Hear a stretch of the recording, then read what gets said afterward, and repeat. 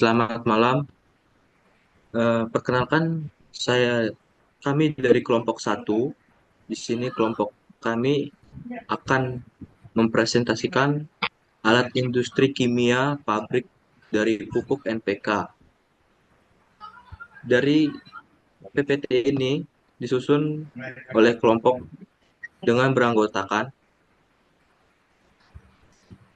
Perkenalkan, nama saya Berliana Rahmadini dengan NPM 23057. Kenalkan, nama Perkenalkan, saya Mufadil Rahardi dengan EPM 23060. Perkenalkan, nama saya Nurlia Dwi Puspitasari dengan NPM 23061. Perkenalkan, nama saya Diana Nur Fadilah dengan NPM 230310110006. Perkenalkan, nama saya Zulban dengan NPM 23075. Perkenalkan, nama saya Ferdi Laswadiari Syaputra dengan NPM 23082. Perkenalkan, saya Darul Pusunggu dengan NPM 23031010085.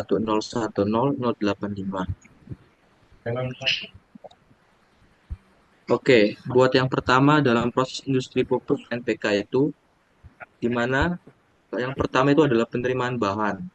Setelah bahan diterima, bahan dicampur bahan baku atau dilakukan dengan mixing. Untuk yang ketiga itu netralisasi dan granulasi. Yang keempat adalah pengeringan dari bahan. Kelima, screening bahan. Keenam, pendinginan. Ketujuh, pelapisan atau coating. Yang kedelapan, pengemasan. Serta yang kesembilan adalah penyimpanan. oke, untuk Nah, selanjutnya, ini adalah blok diagram flow yang akan dipresentasikan oleh teman saya Berliana. nah, untuk membaca blok diagram yaitu kita dimulai dari penerimaan bahan cair.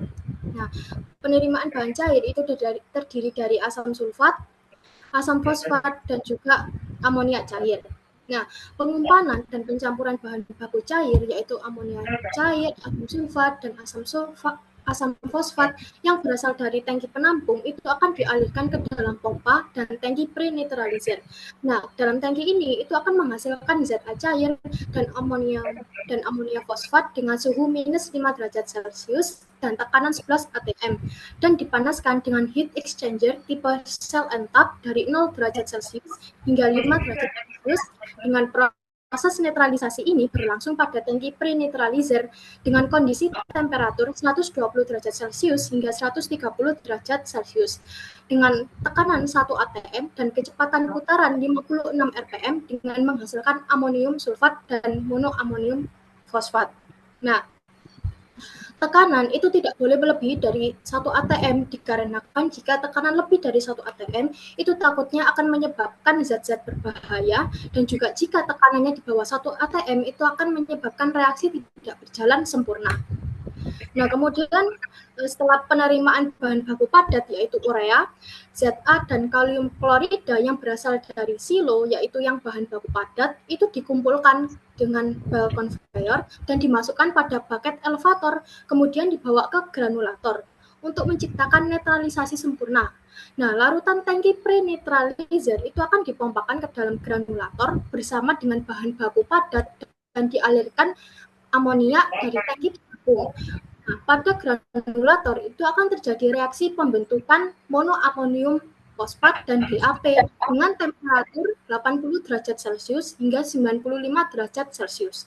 Nah, akan terjadi butiran atau granul-granul dengan kadar air 2-3%. Nah, gas yang mengandung amonia dari granulator itu akan masuk ke granulator scrubber untuk menyerap amonia yang terbawa menggunakan campuran larutan asam sulfat dari tangki penampung. Nah, pada proses scrubbing itu digunakan untuk menghilangkan gas polutan yang tidak diinginkan dari hasil sebelumnya, yaitu granulasi dengan menggunakan alat Venturi scrubber dengan gas amonia itu akan diinjeksikan dengan asam sulfat sebagai pencuci agar saat dikeluarkan di lingkungan, gas amonia itu tidak lagi berbahaya. Nah, selanjutnya akan terjadi proses pengeringan, di mana padatan yang keluar dari granulator itu akan diumpan ke alat pengering menggunakan alat rotary drum dryer. Dengan hasil pengeringan itu didapatkan kadar air sebesar 1-1,5% dengan temperatur 100-120 derajat Celcius. Nah, produk yang telah kering itu akan dikirimkan ke proses screening dengan alat pengiriman menggunakan bucket elevator. Nah, pada proses screening, hasil produk pengeringan dari rotary drum dryer tadi akan dikirimkan ke screening menggunakan vibrating screen dengan bucket elevator yang akan dipisahkan menjadi 3 jenis, yaitu on-size, oversize, dan undersize. Nah, kan bisa dilihat pada diagram blok. Pada on-size atau yang tertahan di screening itu akan masuk ke dalam alat chain wheel classer untuk dilakukan pengecilan ukuran. Nah, kemudian untuk partikel yang undersize akan dimasukkan ke dalam bell conveyor yang akan dibawa ke rotary drum granulator untuk melakukan recycle dengan memperbesar ukuran partikel. Nah, produk yang on size itu akan langsung menuju rotary cooler untuk melakukan proses pendinginan.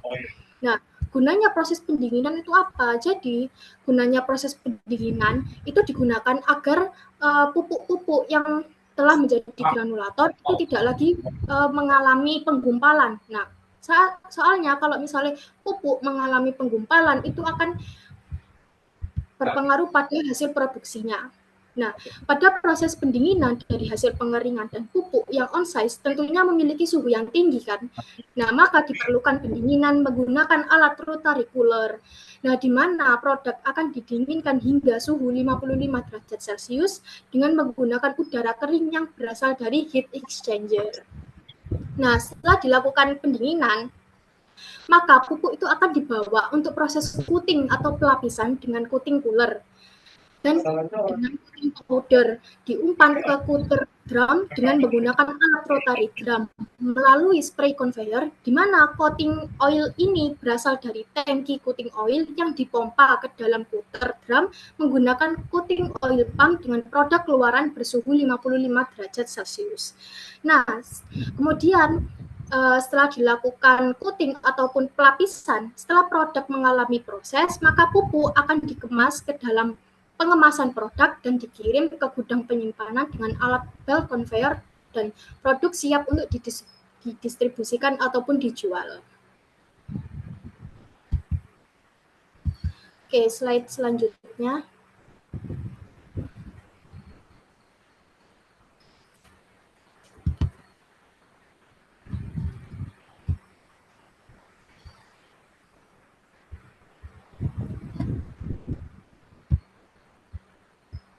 Yaitu selanjutnya ada fungsi dari tangki pre-neutralizer.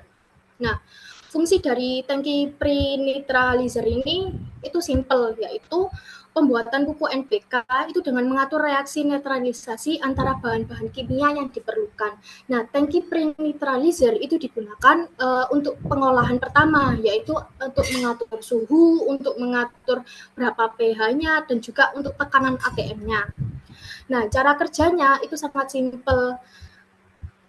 Tangki pre-neutralizer itu digunakan untuk melakukan reaksi neutralisasi antara asam fosfat dan asam sulfat dengan amoniak cair. Nah, proses ini akan menghasilkan MAP atau slari monoamonium fosfat dan amonium sulfat dengan cara pengadukan pada tangki serta dilengkapi steam untuk mempercepat reaksi tersebut. Nah, alasan pemilihan alat karena digunakan untuk reaksi neutralisasi eksotermis secara efisien produk akhir dengan memungkinkan reaksi berlangsung dengan keadaan steady state serta mampu mengatur rasio mol dan pH untuk produk akhir NPK. Nah, pada alat tangki pre-neutralizer itu adalah reaksi eksotermis atau pelepasan panas. Slide selanjutnya. Untuk faktor-faktor yang mempengaruhi yaitu ada suhu reaksi. Jadi reaksi neutralisasi itu kan membutuhkan suhu untuk membantu reaksi neutralisasi dan bahan baku cair dengan reaksi eksotermis, yaitu melepaskan panas. Nah, suhu yang digunakan pada pembuatan pupuk NPK itu kan berkisar antara 120 130 derajat Celcius. Nah, suhu yang terlalu tinggi itu akan menyebabkan pembentukan gas berlebih yang tidak diinginkan selama proses dan akan sangat mempengaruhi kestabilan produk. Dan juga jika suhu yang terlalu rendah itu akan memperlambat laju reaksi dengan menghasilkan produk yang tidak sepenuhnya bereaksi secara maksimal. Kemudian faktor yang selanjutnya itu ada rasio mol. Nah, rasio mol itu mempengaruhi proses reaksi kimia karena dia itu menentukan jumlah relatif dari reaktan yang terlibat dalam reaksi tersebut. Nah, jika rasio mol reaktan tidak sesuai, maka salah satu reaktan akan berada dalam kondisi berlebih atau kekurangan yang dapat menghambat laju reaksi atau menghasilkan produk samping yang tidak diinginkan. Nah, apabila rasio mol reaktan itu tidak sesuai dengan stoikiometri yang dibutuhkan, reaksi itu dapat berlangsung tidak optimal dan menghasilkan limbah atau gas berbahaya. Seperti itu. Selanjutnya ada pH. pH itu akan mempengaruhi laju reaksi dan kestabilan reaktan, serta jenis produk yang dihasilkan. Nah, reaksi dapat menghasilkan reaksi yang berbeda karena perubahan pada tingkat ionisasi dan struktur kimia pada reaktan. Pada reaksi netralisasi, pH yang tidak seimbang atau terlalu asam ataupun terlalu basa itu akan menyebabkan ketidakcocokan antara reaktan, sehingga menyebabkan mengurangi efisiensi reaksi dan meningkatkan resiko pembentukan pada pupuk tersebut. Kemudian selanjutnya ada kadar air. Nah, kadar air itu dapat mempengaruhi laju reaksi, keseimbangan reaksi, dan juga kualitas produk akhir.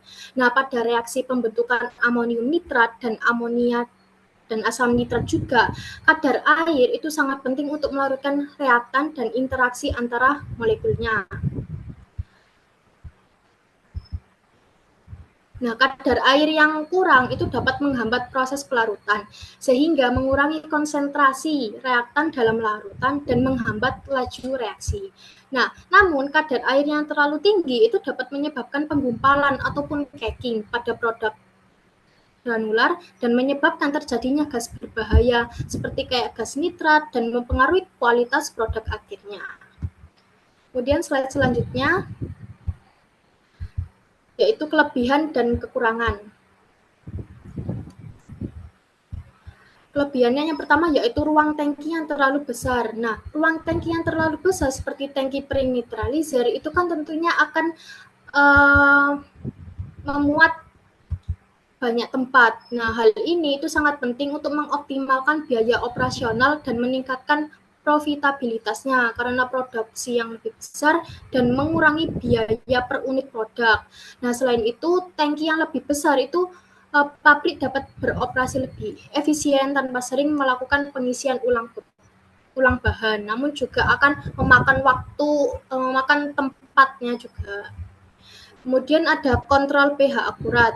Nah, kontrol pH akurat itu mempengaruhi karena jika pH berada di luar rentang yang ideal, reaksi itu bisa menjadi tidak efisien, mengakibatkan kelebihan reaktan, pembentukan produk samping, ataupun bahkan tidak terjadi sama sekali. Nah, dengan pengendalian pH yang tepat, reaktan itu dapat berinteraksi secara maksimal menggunakan produk akhir dengan kualitas tinggi dan jumlah yang optimal.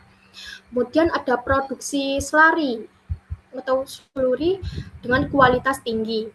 Nah, produksi slurry yang tinggi itu memungkinkan pabrik untuk meningkatkan volume bahan yang dapat diproses dalam waktu yang singkat. Nah, dengan volume slurry yang lebih banyak, produk ataupun pabrik itu dapat memenuhi permintaan pasar yang lebih tinggi dan juga mempercepat siklus produksi dan meningkatkan efisiensi operasionalnya juga. Kemudian lanjut untuk yang kekurangan. Nah, kekurangan dari tangki pre-neutralizer yaitu biaya perawatannya itu yang sangat mahal. Nah, karena tangki pre-neutralizer itu kan terbuat dari material yang tahan korosi dan bahan kimia kan seperti kayak stainless steel untuk menangani lingkungan reaksi yang ekstrim. Nah, karena dia terbuat dari material yang berkualitas tinggi seperti stainless steel, tangki ini itu masih rentan terhadap kerusakan akibat korosi karena bahan-bahan kimia, karena tekanan tinggi dan juga karena suhunya. Sehingga untuk biaya perawatannya itu sangat mahal.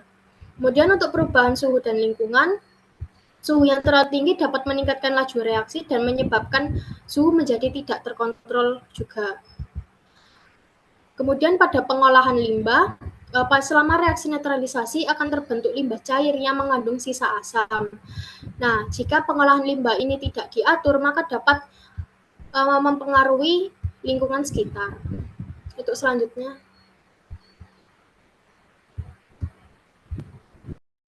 Baik, izin melanjutkan dan mohon maaf untuk sebelumnya karena saya ada kendala di perangkat yang saya gunakan, jadi saya izin untuk off cam. Baik, untuk alat selanjutnya adalah belt conveyor. Mungkin bisa di next, teman-teman.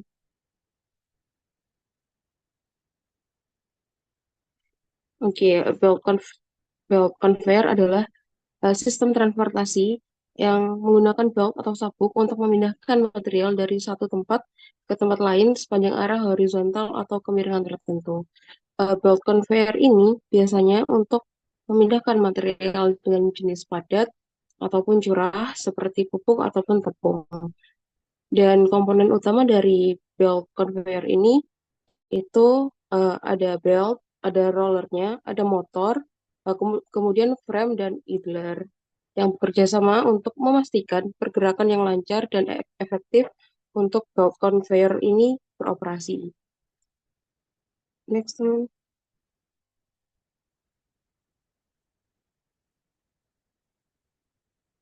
Kemudian prinsip kerja dari belt conveyor sendiri adalah beroperasi dengan menggerakkan sabuk yang diputar oleh motor untuk mengangkut material dari satu tempat ke tempat lain secara efisien dan kontinu. Belt conveyor ini beroperasi dengan sabuk yang digerakkan oleh motor. Sabuk ini bersifat fleksibel yang biasanya terbuat dari karet maupun plastik yang bergerak di atas roller yang mendukungnya, memungkinkan untuk material yang diletakkan di atasnya terangkat dan dapat dipindahkan. Kemudian dengan sistem kontrol yang mengatur kecepatan dan arah penggerakkan sabuk, belt conveyor dapat meningkatkan efisien produksi untuk pengangkutan material. Nah, untuk fungsi belt conveyor sendiri adalah mengangkut dan mengirimkan material dengan jumlah cukup besar dalam satu tempat ke tempat yang lainnya. Untuk mengangkut dan mengirim material ini, biasanya belt conveyor mengangkut dalam jumlah besar sekaligus dengan sabuk yang fleksibel dan secara kontinu atau terus berulang. Next. Baik, untuk alasan dipilihnya belt conveyor ini dalam produksi pupuk NPK adalah karena mampu mengangkut volume pupuk secara besar dan efisien yang berkelanjutan serta cocok untuk berbagai bentuk dan ukuran material. Belt conveyor ini dalam industri pupuk NPK itu dalam sekali angkut dapat mengangkut puluhan hingga ratusan ton. Dan itu dapat dilakukan secara berulang sehingga belt conveyor ini dirasa cukup efisien untuk proses pengangkutan material dan bahan pupuk itu sendiri. Selanjutnya,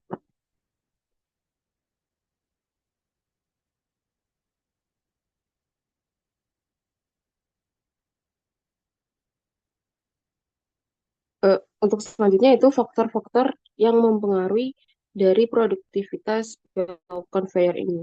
Pertama ada jenis material, karakteristik material yang dapat diangkut oleh belt conveyor ini seperti berat, ukuran, dan bentuk dan sifat itu dapat mempengaruhi dari pemilihan belt dan ukuran lebar belt.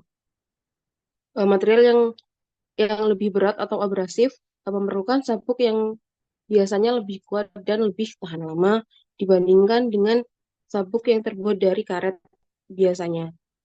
Dan kedua, kapasitas angkut. Kapasitas angkut dalam jangka waktu tertentu biasanya disesuaikan oleh kebutuhan produksi dan hal tersebut dapat mempengaruhi oleh pemilihan lebar sabuk dan kecepatan dari operasional dari belt conveyor tersebut untuk sekali angkut. Dan ketiga ada panjang belt. panjang sabuk dari conveyor ini mempengaruhi dari efisiensi dan desain dalam sistem conveyor. Karena belt yang lebih panjang mungkin memerlukan lebih banyak roller, lebih banyak dukungan struktural dan waktu yang lebih lama, serta dapat mempengaruhi kecepatan dan daya motor yang akan digunakan untuk menggerakkan belt conveyor tersebut. Dan keempat, ada sudut kemiringan dari belt conveyor itu sendiri. Dengan sudut kemiringan jalur conveyor berpengaruh pada kemampuan si conveyor tersebut untuk mengangkut dan memindahkan material. Sudut yang terlalu curam uh, akan menyebabkan material tergelincir, dan sementara sabuk yang optimal memungkinkan pengangkutan yang lebih efisien. Kemudian yang kelima, laju kecepatan. Kecepatan sabuk dan kecepatan dari belt conveyor itu sendiri harus disesuaikan dengan jenis material dan proses dari pengangkutan. Dengan kecepatan yang terlalu tinggi, dirasa akan dapat menyebabkan material terjatuh atau rusak. Sedangkan kecepatan yang terlalu rendah, hal itu dapat mengurangi efisiensi dari pengangkutan oleh belt conveyor itu sendiri. Next. Baik, untuk selanjutnya adalah kelebihan dan kekurangan dari alat belt conveyor ini. Pertama, kelebihan. Satu, ada kapasitas besar.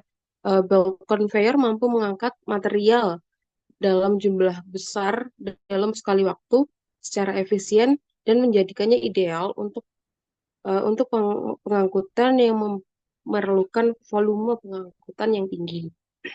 Kemudian kedua, transportasi yang berkelanjutan. Belt conveyor ini bersistem dapat beroperasi secara terus-menerus atau berulang tanpa henti dan memungkinkan pemrosesan pengangkatan material atau bahan-bahan ini dapat efisien dan mengurangi waktu tunggu yang terjadi. Ketiga, fleksibilitas. Desain belt conveyor dapat disesuaikan dengan berbagai bentuk, ukuran, dan konfigurasi dari bahan dan material yang akan diangkut, sehingga dapat diadaptasikan untuk berbagai aplikasi dan lingkungan kerja tempat belt conveyor tersebut. Keempat, itu pengurangan kerusakan. Dengan pergerakannya halus dan kontinu, belt conveyor dirasa dapat mengurangi resiko kerusakan pada material yang dipindahkan atau diangkat dibandingkan dengan pengangkutan yang lebih besar.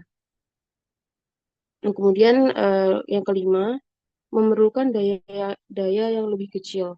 Belt conveyor umumnya memerlukan daya yang lebih kecil saat beroperasi, saat bergerak dibandingkan dengan metode pengangkutan yang lain, sehingga dirasa belt conveyor lebih efisien dalam konsumsi energi yang diperlukan. Dan keenam, kecepatannya dapat diatur. Kecepatan sabuk conveyor dapat disesuaikan dengan kebutuhan proses pengangkutan, proses produksi, sehingga memungkinkan pengaturan yang optimal untuk jenis-jenis material yang berbeda-beda. Selanjutnya, untuk kekurangan dari belt conveyor itu, pertama ada sensitif terhadap beban. Belt conveyor dapat mengalami masalah atau kendala jika material atau barang yang diangkut itu melebihi kapasitas maksimum dari yang telah ditentukan, dari yang telah didesain, yang dapat mengakibatkan kerusakan pada sabuk atau motor dari belt conveyor tersebut. Kemudian kedua, terbatas jarak. Meskipun belt conveyor dapat digunakan untuk jarak yang cukup jauh, tapi ada batasan-batasan tertentu untuk panjangnya. Untuk panjang yang sangat jauh, diperlukan lebih banyak waktu dan pengaturan tambahan sehingga dapat meningkatkan biaya untuk sistem kinerja belt conveyor itu. Ketiga, pemeliharaan yang mahal. Jadi meskipun pemeliharaan yang rutin dapat memperpanjang umur dari belt conveyor tersebut, tapi biaya pemeliharaan dan penggantian komponen seperti sabuk dan roller bisa menjadi cukup tinggi apabila terjadi kerusakan. Karena jika baut konveyor rusak akan menghentikan dari pengangkutan barang sehingga akan menghambat dari produktivitas produksi industri tersebut. Keempat, ada keterbatasan material cair. Dan di belt conveyor tidak disarankan untuk material yang cair, lengket, atau bahan-bahan yang mudah tumpah karena bahan-bahan tersebut akan menyebabkan kebocoran atau kerusakan pada sistem, terutama pada belt dan pada motor dari belt conveyor tersebut. Next.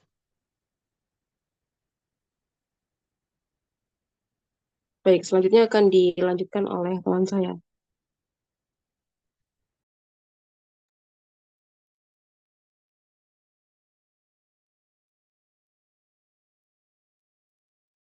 Nah, selanjutnya ada bucket elevator. Next.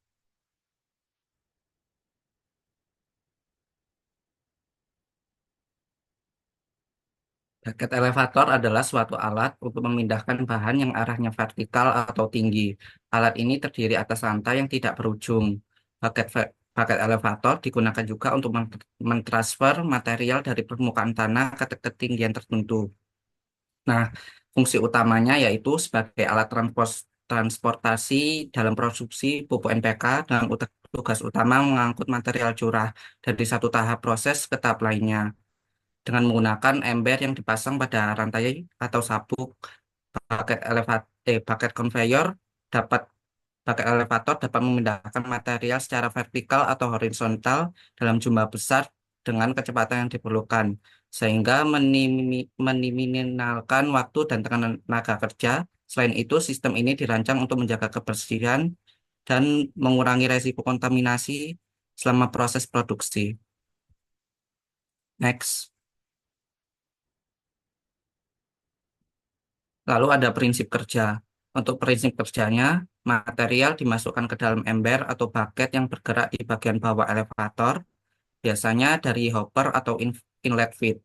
Ember-ember yang berisi material tersebut dibawa ke atas oleh sabuk atau rantai yang bergerak secara kontinu, didorong oleh motor penggerak yang menggunakan paley atau sprocket. Setelah mencapai bagian atas, ember-ember tersebut akan berbalik arah saat melewati puli atas, sehingga material yang diangkat akan tumpah ke saluran pembuangan atau discharge cut. Ember yang kosong kemudian bergerak turun ke bagian bawah elevator dan proses berulang kembali. Next.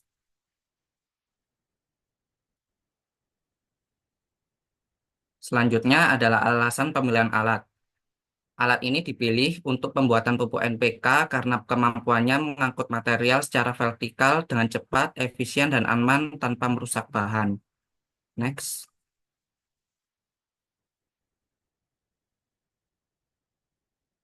Lalu ada faktor-faktor yang mempengaruhi. Faktor-faktor yang mempengaruhi bucket elevator pada produksi pupuk NPK yaitu antara lain berat bahan yang diangkut. Berat material yang diangkut sangat mempengaruhi kinerja bucket elevator. Jika bahan terlalu berat, rantai atau sabuk serta sistem penggerak bisa mengalami tekanan berlebih, yang mana dapat mengakibatkan kerusakan. Oleh karena itu, perhitungan beban yang tepat diperlukan agar bucket elevator dapat bekerja optimal dan bertahan lama. Lalu yang kedua, ada ukuran bahan yang diangkut. Ukuran partikel bahan seperti butiran pupuk pada pupuk NPK mempengaruhi kapasitas ember dalam mengangkut material. Material yang terlalu besar bisa menyebabkan tumpukan yang tidak efisien di dalam bucket. Sedangkan material yang terlalu kecil mungkin beresiko tumpah, sehingga menyebabkan terjadinya kontaminasi pada produk yang diproduksi. Lalu, ember dan sistem pengangkut harus dirancang sesuai dengan ukuran partikel untuk memastikan pengangkutan yang efektif. Lalu yang ketiga, ada sifat bahan yang diangkut. Sifat material seperti kelembapan, abrasivitas, dan kecenderungan bahan yang memiliki sifat lengket sangat berpengaruh pada efisiensi bucket elevator. Material yang lembab atau lengket bisa menempel pada ember dan mempengaruhi proses pelepasan di titik discharge. Bahan abrasif juga dapat menyebabkan kerusakan pada ember, rantai, atau sabuk. Sifat-sifat ini harus dipertimbangkan untuk pemilihan bahan paket yang tahan korosi. Lalu yang keempat adalah desain paket dan juga rantai sabuk. Desain ember dan rantai atau sabuk harus disesuaikan dengan jenis material dan pada kondisi operasi. Ember juga harus memiliki ukuran dan bentuk yang tepat untuk mengangkut material tanpa menumpahkan dan memungkinkan pelepasan material yang lebih mudah. Rantai atau sabuk juga harus cukup kuat untuk menahan beban dan jenis bahan yang diangkut. Pemilihan bahan paket yang tahan lama dan kuat seperti baja tahan karat untuk bahan yang korosif akan meningkatkan masa pakai sistem dan juga daya tahan alat. Next. Lalu ada kelebihan dan kekurangan. Untuk yang pertama, efisiensi tinggi dalam memindahkan material secara vertikal. Bucket elevator mampu memindahkan material secara vertikal dengan cepat sehingga mempermudah pengangkutan bahan-bahan pupuk NPK dari satu tahap ke tahap lainnya dalam proses produksi khususnya untuk jarak yang tinggi atau vertikal. Kedua, dapat mengangkut bahan menuju posisi atas atau dengan kemiringan yang curam. Pupuk NPK seringkali perlu dipindahkan ke silo atau tangki penyimpanan dengan ketinggian tertentu. Nah, bucket elevator bisa mengangkut material ke posisi ini tanpa memerlukan banyak ruang horizontal. Lalu yang ketiga, mampu menangani volume besar dalam ruang yang terbatas. Bucket elevator ideal digunakan di pabrik pupuk yang memiliki ruang terbatas karena mampu memindahkan material dalam jumlah besar secara vertikal tanpa memerlukan konveyor yang panjang. Lalu yang keempat, proses berlangsung secara kontinu. Proses pengangkutan material berlangsung terus-menerus tanpa henti sehingga aliran material untuk produksi pupuk NPK tidak terputus, memastikan produksi berjalan secara efisien. Lalu yang kelima, dapat mengangkut butiran dan material kering yang halus. Bucket elevator mampu mengangkut berbagai jenis material termasuk butiran pupuk NPK yang halus dan juga campuran bahan lain dengan ukuran yang kecil sehingga sangat fleksibel. Lalu selanjutnya ada kekurangannya. Yang pertama yaitu biaya investasi dan pemeliharaan yang tinggi. Sistem bucket elevator memerlukan investasi awal yang cukup besar termasuk biaya untuk instalasi dan komponen berkualitas tinggi. Selain itu, pemeliharaan berkala juga diperlukan untuk menjaga kinerja alat yang mana bisa memakan biaya yang cukup mahal. Lalu yang kedua ada barang memiliki kemungkinan untuk jatuh atau mengalir kembali. Nah, dalam proses pengangkutan ada kemungkinan juga material pupuk NPK bisa jatuh kembali dari ember, terutama jika tidak dipasang dengan benar atau ketika ember terlalu penuh. Ini dapat mengurangi efisiensi dan menimbulkan kerugian material. Lalu yang ketiga, tidak ideal untuk bahan yang sangat abrasif atau lengket. Bahan pupuk yang abrasif atau lengket bisa menyebabkan kerusakan pada ember, rantai, atau sabuk. Selain itu, material lengket dapat menempel di ember sehingga mengurangi efisiensi pada pelepasan material. Lalu yang keempat, sensitif terhadap kelebihan beban. Jika bucket elevator dimuati sehingga melebihi kapasitasnya, rantai atau sabuk bisa mengalami kerusakan. Dalam produksi pupuk NPK, penting untuk memantau jumlah material yang diangkut agar alat tidak mengalami kelebihan beban yang dapat mengakibatkan downtime atau kerusakan. Next. Selanjutnya akan dipresentasikan oleh teman saya.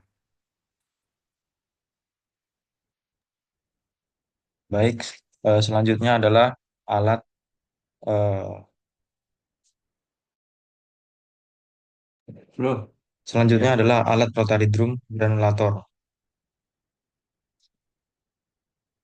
Next, alat ini memiliki prinsip kerja yang pertama yaitu pengisian bahan baku.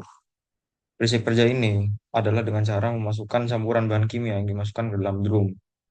Jadi ada drum yang terdiri dari inlet dan juga outlet. Nantinya bahan campuran yang dimasukkan itu akan masuk lewat inlet. Lalu kemudian prinsip kerja yang kedua yaitu rotasi drum. Setelah campuran masuk ke dalam drum, drum akan berputar dan menciptakan gaya sentrifugal yang mengangkat dan menjatuhkan bahan, memungkinkan interaksi antar partikel. Selanjutnya, pelekatan partikel. Kelembapan ditambahkan untuk membantu partikel saling menempel dan memicu aglomerasi. Kemudian, pembentukan granula. Partikel yang menempel bergabung menjadi butiran yang lebih besar hingga ukuran yang diinginkan tercapai. Dan yang terakhir adalah pengeringan dan pendinginan. Granula yang terbentuk kemudian dikeringkan dan didinginkan sebelum pemisahan dan pengemasan. Next. Untuk alasan pemilihan alat granulator ini adalah penggunaan rotary drum granulator dalam industri pupuk NPK ini didasarkan pada beberapa alasan utama. Alat ini menghasilkan butiran dengan ukuran dan kekuatan yang konsisten, memastikan kualitas produk yang optimal, proses granulasi yang efisien memungkinkan produksi yang cepat dan dapat menangani volume besar bahan, dan memenuhi permintaan pasar yang tinggi. Next.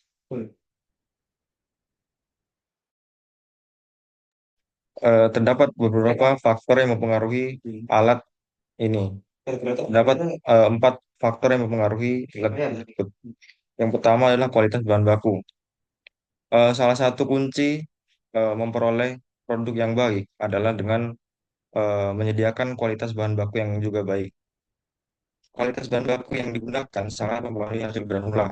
Kualitas buruk dapat menghasilkan granula yang tidak konsisten dan rendah kualitasnya. Kemudian faktor yang kedua itu adalah ukuran partikel.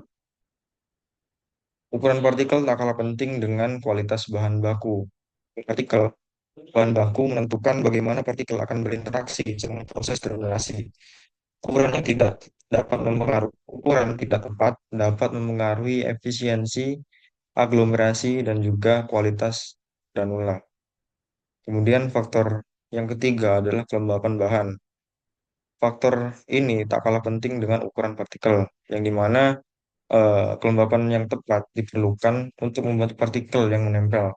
Kelembapan yang terlalu tinggi atau rendah dapat mengganggu proses pada alat granulator. Kemudian yang keempat, faktor yang mempengaruhi adalah suhu operasi, yang dimana suhu dalam drum mempengaruhi reaksi kimia dan reaksi fisik pada bahan. Suhu yang tidak tepat, yang dimana suhu yang terlalu tinggi ataupun terlalu rendah dapat menghambat pembentukan granula yang optimal.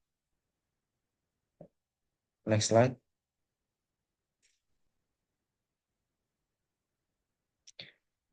Untuk alat granulator terdapat 2 kelebihan dan kekurangan.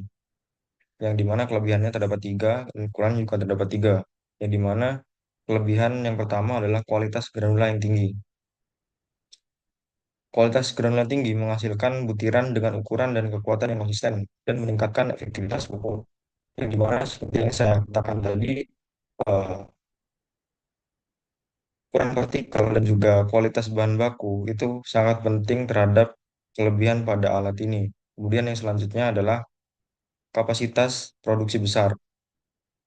Alat granulator memiliki kemampuan untuk menangani volume produksi yang besar, yang dimana cocok untuk industri pupuk skala besar, seperti halnya eh, pada pupuk-pupuk besar seperti petrokimia. Untuk kelebihan yang ketiga adalah proses yang efisien. Proses efisien pada alat granulator, proses granulasi yang cepat dan efisien meningkatkan throughput dan mengurangi waktu produksi, yang dimana semakin efisien suatu proses pada alat ini, semakin mengurangi atau mempercepat waktu yang ada. Selanjutnya, pada kekurangan, terdapat 3 kekurangan yang saya sebutkan di sini, yang dimana kekurangan pertama adalah penggunaan energi relatif tinggi. Penggunaan energi ini memerlukan eh, daya yang tinggi dan cukup besar untuk pengoperasiannya, yang dimana dapat meningkatkan biaya operasional. Jadi dari daya yang relatif tinggi ini merembet ke kekurangan selanjutnya, yaitu biaya yang tinggi. Kemudian kekurangan yang kedua adalah memerlukan ruang yang besar, di mana desain drum yang besar membutuhkan ruang yang cukup untuk instalasi, yang mungkin menjadi kendala bagi beberapa fasilitas. Jadi, karena alat ini memiliki ukuran yang besar, otomatis ruang untuk menempatkan alat ini juga diperlukan ruang yang tak kalah luas.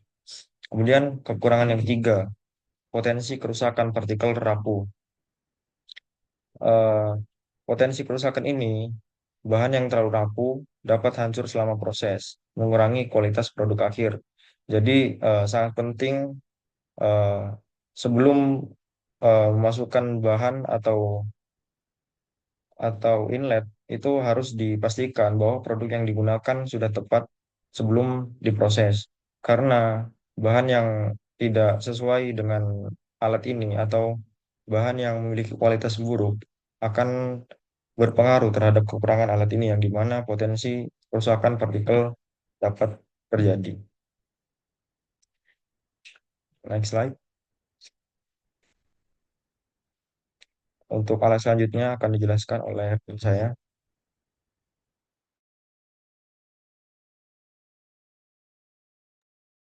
Baik, alat selanjutnya yaitu rotary drum dryer, di mana rotary dryer ini merupakan jenis pengering industri yang digunakan untuk mengurangi cairan atau kelembapan suatu material seperti batu bara, limbah industri, tanah liat, dan lain sebagainya.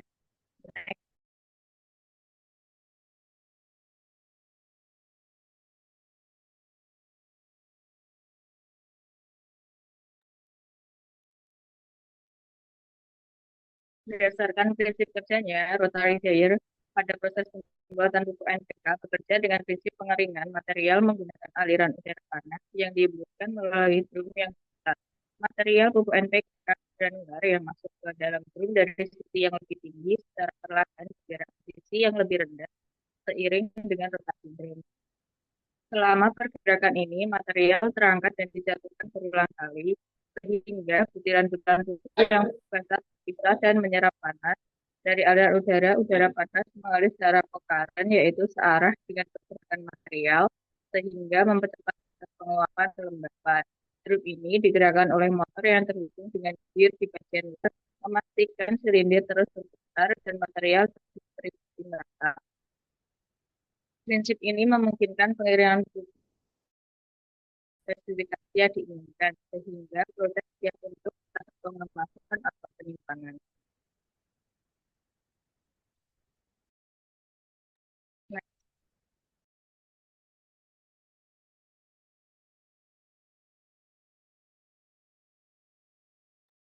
next,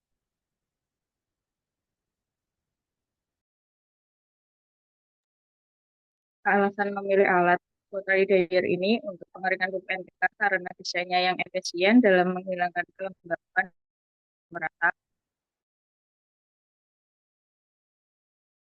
secara menyeluruh terhadap panas atau memberikan.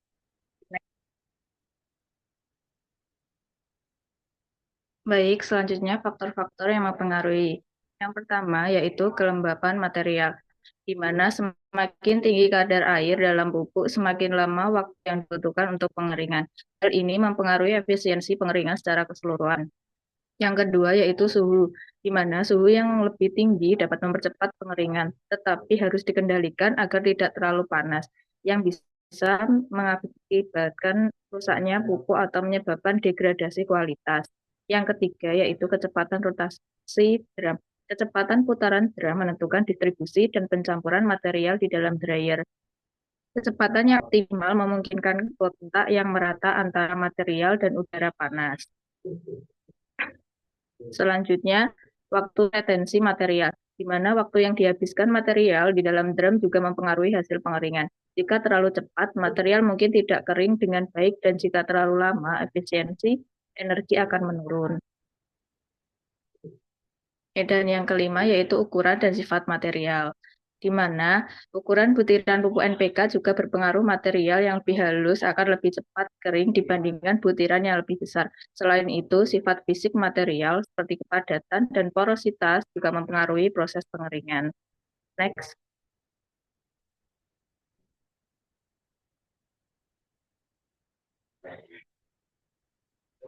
Selanjutnya, kelebihan dan kekurangan, di mana kelebihannya yang pertama yaitu pengeringan lapisan luar dan dalam. Rotary dryer dapat mengeringkan baik lapisan luar maupun dalam dari suatu bahan padatan secara efektif, memastikan kelembapan di seluruh bagian material hilang secara optimal. Yang kedua yaitu proses pencampuran yang baik. Desain drum berputar memungkinkan proses pencampuran yang efektif, sehingga proses pengeringan menjadi seragam dan merata untuk menghindari bagian yang masih basah di dalam material. Selanjutnya, kapasitas besar. Rotary dryer memiliki kapasitas yang besar membuatnya sangat cocok untuk pengeringan massal, terutama dalam aplikasi industri seperti pembuatan pupuk NPK. Yang keempat yaitu mengurangi emisi debu, di mana desain pengering putar yang tertutup membantu meminimalkan emisi debu sehingga lebih ramah lingkungan dan menjaga kebersihan area kerja. Selanjutnya, kekurangan. Yang pertama yaitu degradasi bahan, di mana proses pengeringan dengan suhu tinggi dapat menyebabkan degradasi bahan atau perubahan yang tidak diinginkan pada sifat produk, terutama bagi bahan yang sensitif terhadap suhu tinggi. Yang kedua yaitu ukuran bahan. Rotary dryer berukuran besar dan memerlukan ruang yang cukup untuk pemasangan dan pengoperasiannya, sehingga mungkin tidak ideal untuk pabrik dengan area terbatas. Next.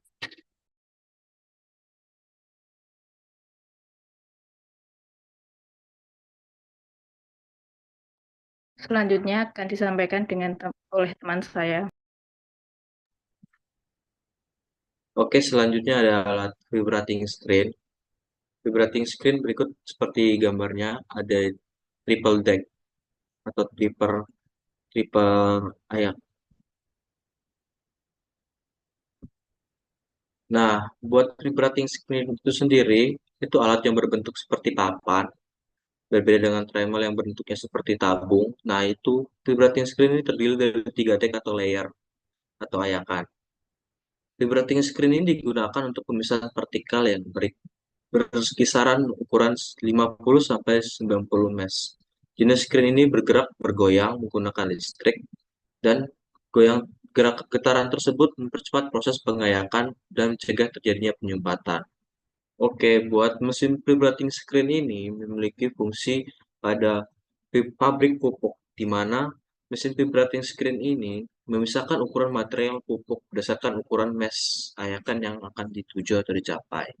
Prinsip kerjanya, vibrating screen ini membangkitkan getaran pada permukaan saringan, sehingga getaran tersebut membangkitkan amplitudo yang kecil dan frekuensi yang tinggi, akan membantu material terangkat dan bergerak dari atas permukaan saringan. Untuk kemiringan, saringan dibuat 0 derajat sampai 35 derajat dengan kecepatan 600 sampai 3600 rpm dan amplitude 1 sampai 1/16 inch.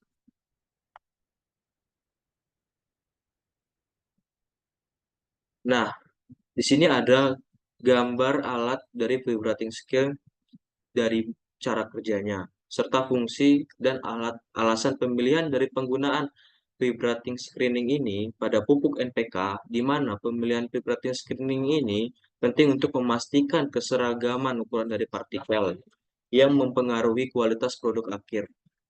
Teknologi vibrating screen ini berfungsi untuk memisahkan material berdasarkan ukuran butirnya, mengurangi gumpalan, dan mencegah debu agar pupuk tetap murni. Selain itu, penggunaan vibrating screening ini membantu meningkatkan efisiensi proses produksi dan meminimalisir waktu henti untuk perawatan. Penggunaan vibrating screen pada pupuk NPK itu bisa menjaga kestabilan kualitas produk dalam memenuhi standar. Nah, untuk dari penggunaan vibrating screen ini memiliki kelebihan dan kekurangannya. Buat yang pertama, itu mampu menghasilkan produk yang uniform, yang artinya vibrating screen ini sesuai gambar yang di sebelah, di mana ada tiga buah butir, tiga buah hasil dari pengayakan yang seragam. Uniform artinya yang berseragam dan lebih dari satu, sehingga butiran dari yang diperoleh dari pengayakan ini memiliki hasil yang seragam sesuai dengan ukurannya masing-masing. Nah, untuk yang kedua itu keuntungannya perawatannya rendah. Maksudnya dari perawatan rendah ini apa? dari pre-breeding screening ini memerlukan banyak perawatan, tapi untuk komponennya yang tahan lama, sehingga untuk penggantian alat yang rusak itu kemungkinan akan akan lebih tahan lama dalam penggunaan yang lama. Nah, yang kedua itu ada teknologi vibrating screening yang baru. Itu mudah dibawa kemana-mana atau portable. Yang keempat itu papan lubang pada vibrating screen ini dapat diatur sesuai kebutuhan. Maksudnya itu untuk ukuran lubang yang ingin dituju atau dicapai pada proses pemisahan butiran-butiran butiran-butiran pupuk itu bisa disesuaikan dengan keinginan si pemrodusen. Untuk kerugiannya, harga alatnya tuh mahal dari trommel screen. Trommel screen ini salah satu contoh dari screening, nah, yang selain dari vibrating screening. Kenapa dibilang harga alatnya mahal? Karena saat penggantian alat yang rusak, itu harga alatnya itu sangat mahal karena dia memiliki fitur teknologi yang canggih, sehingga lebih mahal dari trommel screen. Yang kedua, itu perawatan mesin sangat mahal, terutama pada motor penggerak ayakan. Di bagian motor, penggerak pada vibrating screen itu kan perawatan berkala yang harganya cukup tinggi, karena bekerja yang terus-menerus untuk menghasilkan getaran. Nah, dari cara kerja vibrating screening ini, dia berbentuk jajar genjang dengan 3 lapisan atau 3 layer, di mana lapisan banyak ukuran yang paling atas sampai itu yang paling atas itu yang paling terbesar sampai yang paling bawah dan paling terkecil. Di mana feed itu masuk dari atas, kemudian feed diayak dengan menggunakan getaran yang dijalankan dengan daya listrik. Sehingga berjalan, feed itu akan masuk ke lubang sesuai dengan ukuran feed yang sesuai. Dengan besarnya lubang, feed yang tidak masuk akan lolos, akan masuk ke lubang ayakan berikutnya, atau keluar dengan sendirinya kemudian dibawa oleh belt conveyor untuk diantar atau di recycle. Selanjutnya akan dipresentasikan oleh teman saya. Selanjutnya ada alat chain mill cruiser. Next.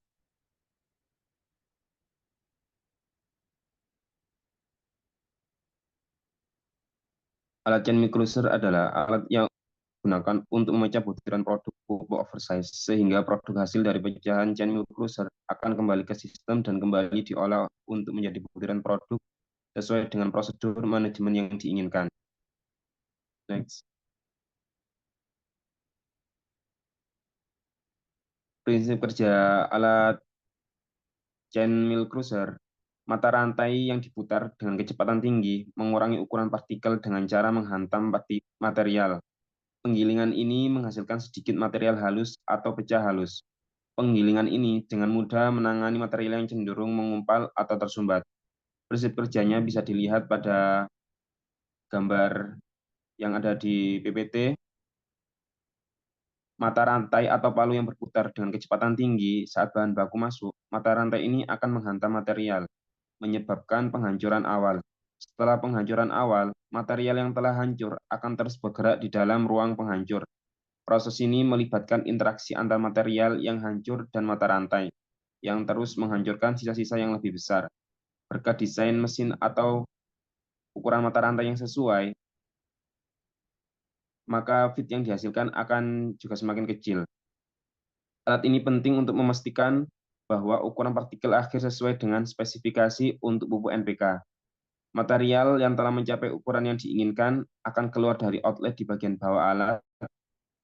Proses ini biasanya dilakukan secara kontinu, memungkinkan aliran produksi yang efisien. Next.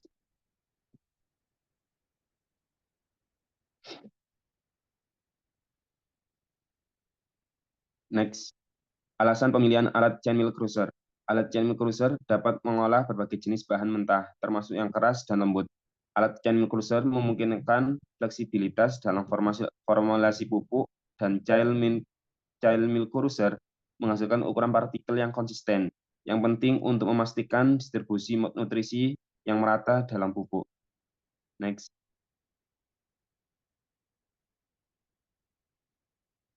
faktor-faktor yang mempengaruhi pada alat chain wheel cruiser. Yang pertama, ada ukuran dan jenis material. Ukuran partikel dan ukuran partikel awal bahan baku mempengaruhi proses penghancuran. Material yang lebih besar atau keras memerlukan lebih banyak energi untuk dihancurkan, sedangkan material yang lebih kecil lebih mudah untuk dipecah. Jenis jenis material, karakteristik fisik dan kimia dari bahan baku seperti kelembapan, kekerasan, dan kerapuhan akan mempengaruhi efisiensi penghancuran. Misalnya, bahan yang terlalu lembab dapat menggumpal dan menyulitkan proses penghancuran. Yang kedua, kecepatan operasi. Kecepatan rotasi mesin berpengaruh langsung pada waktu kontak antara material dan alat penghancur. Kecepatan yang terlalu rendah dapat menghasilkan penghancuran yang tidak efektif. Sementara kecepatan yang terlalu tinggi dapat menyebabkan keausan cepat pada komponen dan menghasilkan panas berlebih. Yang ketiga, ada desain alat. Desain fisik dari chain wheel cruiser termasuk bentuk dan ukuran mata rantai, serta konfigurasi ruang penghancur mempengaruhi cara material bergerak dan berinteraksi selama proses penghancuran. Desain yang baik dapat meningkatkan efisiensi dan mengurangi waktu siklus. Next. Adapun kekurangan dan kelebihan dari alat chain wheel cruiser. Yang pertama, kelebihannya, satu, kemampuan menghancurkan beragam material, yaitu dapat menghancurkan material yang lembut dan keras. Dua, desain yang sederhana. Tiga, perawatan yang mudah dan relatif murah. Empat, pengoperasian yang mudah. Kekurangannya, konsumsi energi yang besar, yang kedua dapat menyebabkan kebisingan, dan yang ketiga keterbatasan dalam penghancuran material tertentu. Channel cruiser mungkin tidak efektif dalam menghancurkan material yang sangat keras, seperti jenis mineral atau batuan. Jika bahan terlalu keras, mungkin mengalami keausan lebih cepat atau bahkan rusak. Next.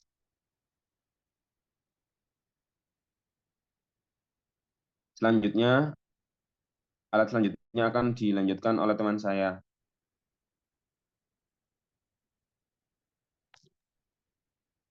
Baik, akan saya lanjutkan untuk alat rotating cooler. Next slide.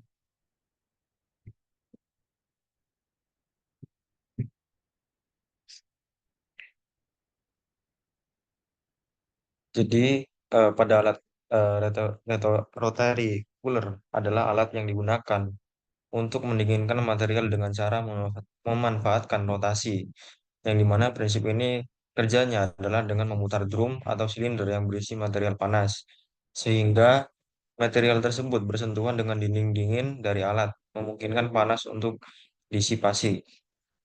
Next slide. Jadi terdapat tiga prinsip kerja pada alat rotary cooler, yang dimana yang pertama adalah rotasi. Alat ini prinsip kerjanya yang utama adalah drum berputar, yang dimana drum ini memindahkan material ke bawah, sehingga eh, eh, material tersebut akan kembali ke atas, kemudian ke bawah lagi, dan akan kembali ke atas, sehingga dapat disimpulkan bahwa alat ini terus berputar hingga material menjadi dingin. Kemudian prinsip kerja yang kedua adalah transfer panas, yang dimana panas material ini berpindah ke dinding drum yang didinginkan. Jadi karena putaran tersebut menyebabkan adanya pendinginan terhadap suhu material yang tergolong tinggi menjadi dingin karena disebabkan putaran dan juga drum yang telah didinginkan. Kemudian prinsip kerja yang ketiga adalah pendinginan efisien. Material panas berinteraksi berulang dengan area dingin, meningkatkan efisiensi pendinginan. Next slide. Alasan pemilihan alat ini yang pertama adalah efisiensi energi, yang dimana eh, energi yang diperlukan untuk alat rotary cooler ini efisien, yang dimana karena material sudah berputar dan juga berubah menjadi dingin, menyebabkan alat ini mempunyai efisiensi yang cukup tinggi dan juga baik terhadap material. Kemudian yang kedua adalah kualitas produk, yang dimana eh, kualitas produk karena alat ini, karena penggunaan alat ini tergolong menghasilkan produk yang baik karena pada alat ini dilakukan putaran yang secara terus-menerus sehingga menyebabkan suhu pada material yang awalnya panas menjadi dingin. Kemudian alasan pemilihan yang ketiga adalah proses berkelanjutan. Jadi karena bentuk dari rotary cooler ini seperti halnya pada alat granulator yang dimana memanjang secara horizontal, ini memungkinkan bahwa alat ini eh, mempunyai proses yang berkelanjutan atau kontinu. Kemudian alasan pemilihan yang keempat adalah pengendalian suhu yang baik, di mana alasan utama dari penggunaan alat ini adalah karena memiliki tujuan untuk mendinginkan material yang diinginkan. Jadi eh, material yang dimasukkan ke dalam alat ini didinginkan dengan cara pemutaran dan juga pendinginan dari dinding pada alat rotary cooler tersebut. Next slide.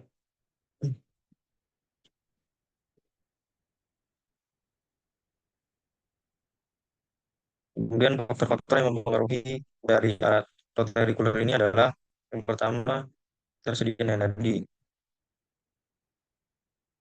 yang dimana faktor ini yang dimana pada alat rotary cooler yang saya sebutkan tadi adalah eh, mempunyai efisiensi energi yang tinggi, yang dimana energi yang dibutuhkan pada alat ini juga memerlukan energi yang cukup besar, sehingga diperlukan ketersediaan energi yang cukup agar memperlancar proses industri pada alat ini.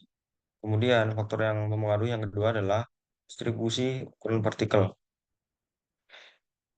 di mana ukuran partikel akan terdistribusi pada alat ini. Kemudian yang ketiga adalah kerapuhan bahan. Jadi karena alat ini terus berputar, maka kerapuhan bahan itu sangat diutamakan karena apabila bahan mudah rapuh akan menyebabkan kerusakan pada bahan yang menyebabkan produk yang dihasilkan menghasilkan produk yang kurang baik. Next slide. Terdapat kelebihan dan kekurangan pada alat ini. Yang pertama adalah kelebihannya. Kelebihan yang utama yaitu efisiensi pendinginan yang tinggi, yang dimana tujuan utama dari alat ini adalah mendinginkan suatu material dari suhu yang panas menjadi suhu dingin atau tinggi menjadi suhu rendah.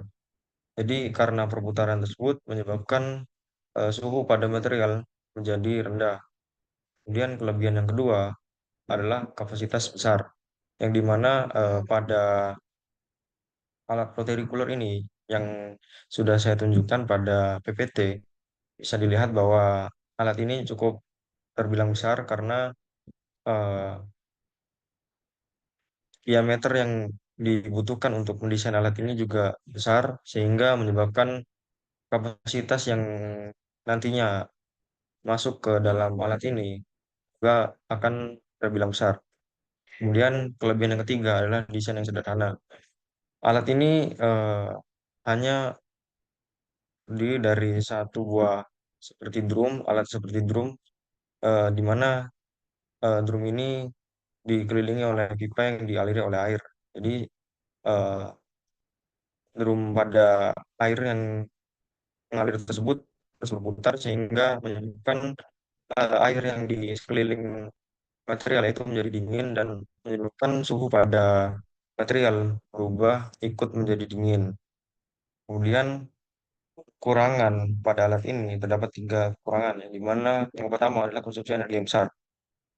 Dikarenakan kelebihan pada alat ini adalah kapasitas yang besar, sehingga menyebabkan konsumsi energi yang juga terlalu besar. Kemudian kekurangan yang kedua adalah memerlukan ruang yang cukup besar.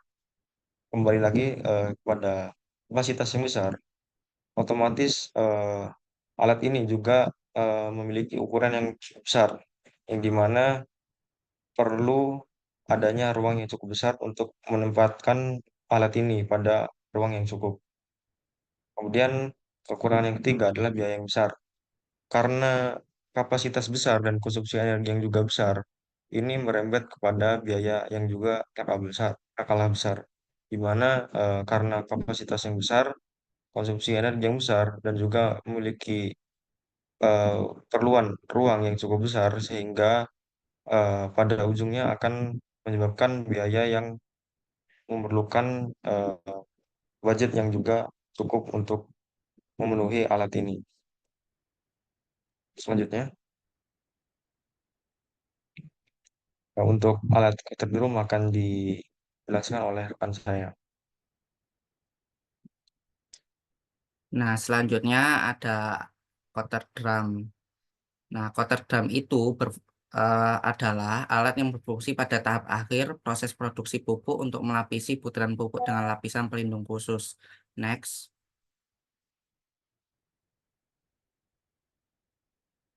Nah, pengertiannya adalah cutter drum adalah peralatan yang digunakan dalam jenis proses pelapasan coating pada berbagai jenis material. Nah, alat ini berfungsi untuk mencegah penggumpalan, caking atau yang sering terjadi akibat sifat higroskopis pupuk, yaitu kemampuannya menyerap kelembapan dari udara. Selain itu, lapisan pelindung ini juga meningkatkan stabilitas butiran pupuk selama penyimpanan, menjaga agar pupuk tetap kering dan tidak menggumpal dalam jangka waktu yang lama. Proses ini juga meminimalkan kehilangan nutrisi pada pupuk yang dapat disebabkan oleh beberapa faktor seperti faktor lingkungan, yaitu seperti faktor dengan suhu yang tinggi dan juga pada kelembapan yang berlebih, sehingga kualitas pupuk tetap optimal sampai digunakan. Next. Nah, untuk prinsip kerjanya seperti pada gambar berikut ini, yaitu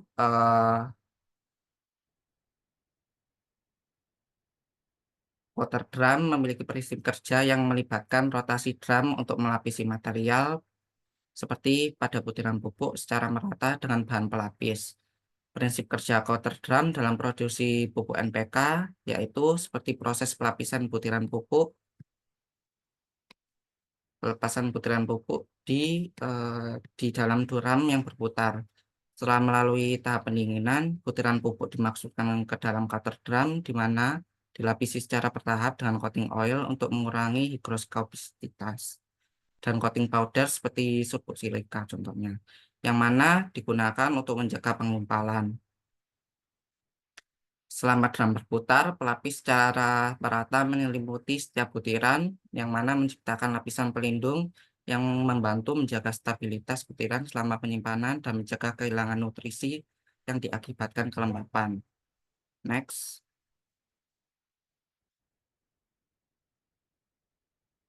Lalu ada alasan pemilihan alat. Alat ini digunakan dalam produksi pupuk NPK dengan tujuan untuk menjaga penggumpalan butiran pupuk yang higroskopis, serta menjaga stabilitas produk selama penyimpanan dan mengurangi kehilangan nutrisi yang diakibatkan oleh kelembapan lingkungan. Next.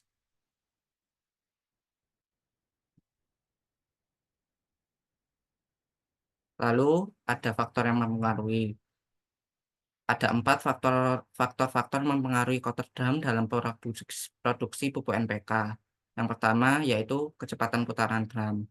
Kecepatan putaran drum dapat mempengaruhi distribusi dan penyebaran bahan pelapis pada butiran pupuk. Jika drum berputar terlalu cepat, lapisan bisa menjadi tidak merata. Sebaliknya, jika terlalu lambat, ada resiko partikel pupuk terlempar keluar atau proses pelapisan menjadi tidak efektif. Kecepatan yang tepat membantu memastikan setiap butiran terlapisi secara optimal. Lalu yang kedua, suhu dan kelembapan produk. Suhu dan kelembapan produk pupuk sangat penting untuk proses pelapisan yang efisien. Suhu produk yang terlalu tinggi atau rendah dapat mempengaruhi viskositas bahan pelapis sehingga lapisan tidak merata atau tidak menempel dengan baik. Kelembapan yang terlalu tinggi juga meningkatkan risiko penggumpalan dan penggumpalan pada butiran pupuk sehingga pelapisan harus dilakukan pada suhu dan kelembapan yang sesuai untuk mencegah ini dan memastikan kualitas produk tetap terjaga. Lalu yang ketiga ada bahan pelapis. Jenis dan kualitas bahan pelapis sangat mempengaruhi keberhasilan pelapisan. Bahan pelapis yang digunakan harus sesuai dengan sifat pupuk yang diproduksi untuk mengatasi sifat higroskopisitas, yaitu kemampuan pupuk dalam menyerap air, dan serta mencegah penggumpalan pada pupuk. Bahan pelapis harus menutupi butiran dengan baik, memberikan perlindungan terhadap kelembapan, dan juga mencegah stabilitas produk selama penyimpanan.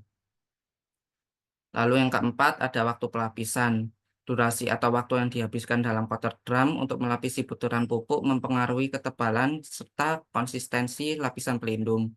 Jika waktu pelapisan terlalu singkat, butiran mungkin tidak akan terlapisi secara merata. Sementara jika terlalu lama, bisa meningkatkan biaya energi atau merusak beberapa struktur butiran. Waktu pelapisan harus disesuaikan agar semua butiran terlapisi dengan baik tanpa merusak integritas produk. Next. Lalu ada kelebihan dan kekurangan pada coater drum. Untuk kelebihan yang pertama, eh, memiliki kelebihan yaitu untuk mencegah penggumpalan.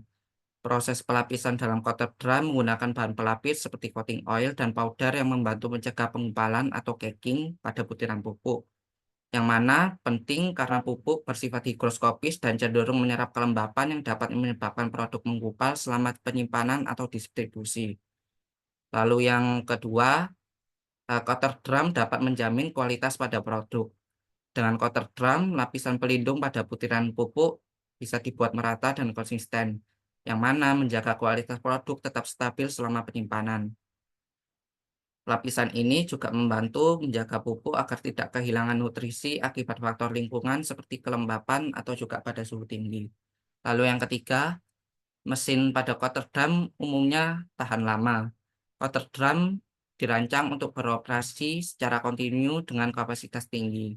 Mesin ini dibuat dengan material yang tahan terhadap proses kimia dan kondisi lingkungan yang keras sehingga memiliki umur pakai yang panjang jika dipelihara dengan baik. Lalu ada kekurangan. Yang pertama, pemeliharaan alat. Meskipun mesin coater drum tahan lama, perawatan rutin harus diperlukan untuk memastikan performa yang optimal. Bagian-bagian bergerak seperti drum dan sistem pelapis memerlukan pemeliharaan berkala agar tidak terjadi kerusakan, kebocoran, atau penurunan efisiensi. Biaya pemeliharaan ini bisa cukup besar dan memerlukan waktu serta keahlian yang khusus. Lalu yang kedua, waktu proses yang lama. Proses pelapisan dalam coater drum memerlukan waktu yang cukup lama untuk memastikan butiran terlapisi secara merata. Waktu pelapisan yang lebih lama bisa memperlambat keseluruhan waktu produksi, terutama jika volume yang diproses besar, yang mana dapat menambah biaya operasional karena energi yang digunakan untuk mengoperasikan drum dalam waktu yang lebih lama. Next. Next. Selanjutnya akan dipresentasikan oleh teman saya. Baik, bisa melanjutkan untuk alat selanjutnya yaitu screw conveyor. Gimana teman-teman?